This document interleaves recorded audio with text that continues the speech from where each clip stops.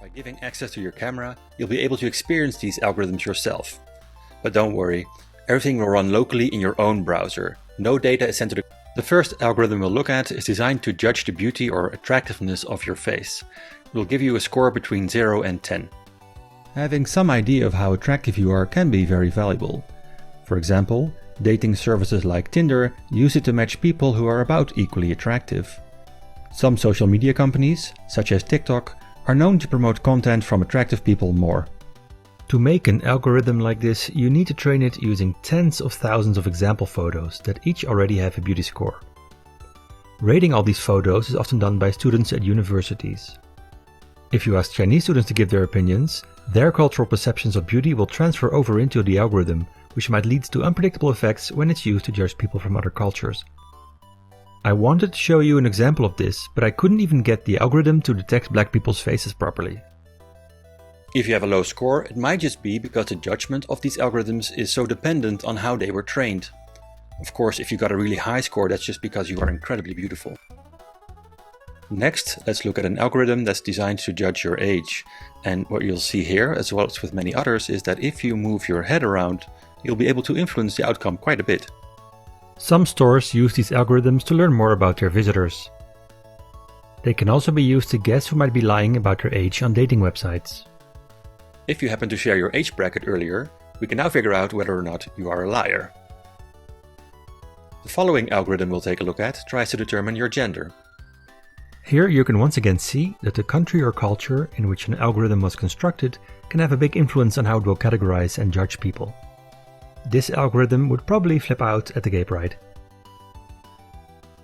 Our next algorithm on the menu tries to determine your body mass index, or BMI, from just looking at your face. To make an algorithm like this, you'll once again need thousands of photos of people that are tagged with their body mass index. In practice, I found that the required data is often simply scraped from the internet. For example, some researchers who work at Google took these pictures from online communities where people share their weight loss progress. A lot of these algorithms work by first measuring 7 proportions in your face. One of these is calculated by measuring the area above your eyes, which is why you can get a lower score by raising your eyebrows. By connecting to this website, you also shared your IP address, and that was used to guess where you are. Now that we have your gender, your age, your country of origin, and the BMI prediction, we can combine these and try to create a life expectancy prediction. These types of predictions are essentially created by stacking educated guesses on top of each other, which makes the result even more imprecise. However, that doesn't stop insurance agencies from purchasing these types of predictions, because to them it's better than nothing. Won't you come a little closer? Don't take this the wrong way, but you have a very unique face.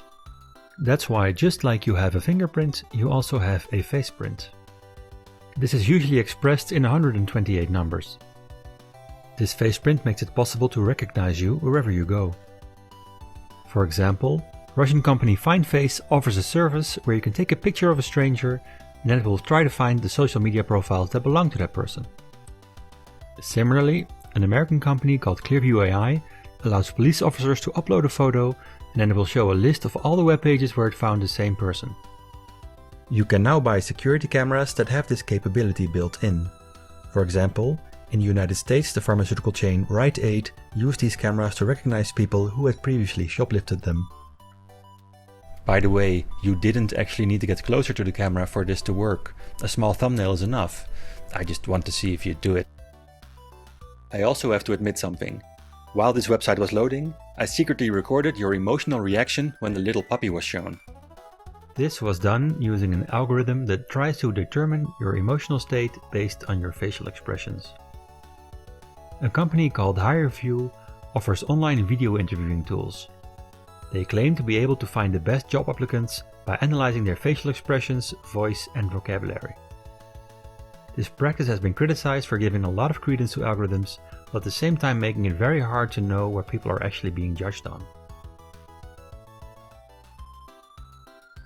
As a bonus, for the last few minutes your surfing behavior has also been recorded.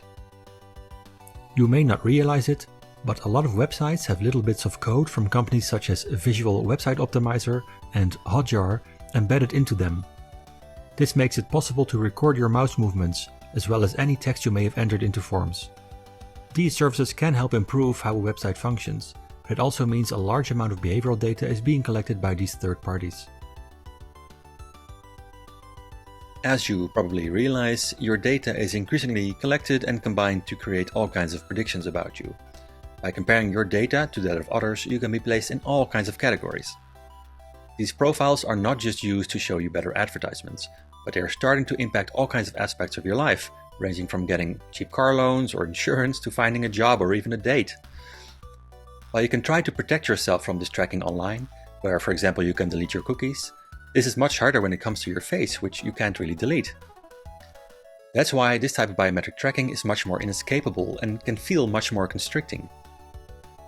As face recognition technology moves into our daily lives, it can create this subtle but pervasive feeling of being watched and judged all the time. We might feel more pressure to behave normally, which for an algorithm means being more average. That's why we have to protect our human right to privacy, which is essentially our right to be different.